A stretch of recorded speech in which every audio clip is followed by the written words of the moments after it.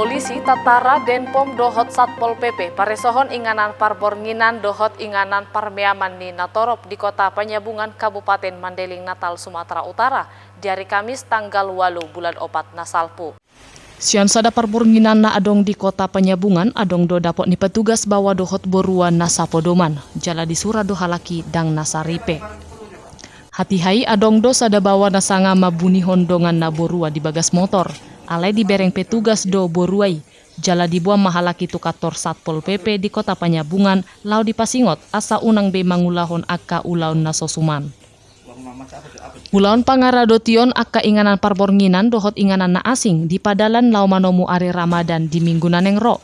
Asa boy nian mardalan dohot denggan jala goklas ni roha saluhut akka masyarakat di luar ni Mandailing Natal.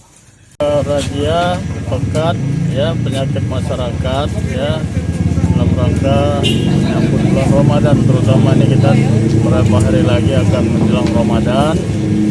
Kita melakukan razia pekat ya agar bulan Ramadan itu yang suci bisa terjaga ya dari perilaku-perilaku yang tidak baik. Kalau tadi diduga tidak suami istri. Ditahi pamareta do padalan ulaun pangaradotionon saleling madalani bulan puasa sahat tu hari raya Idul Fitri. Sian Mandailing Natal, Toba TV, Mabari Tahun.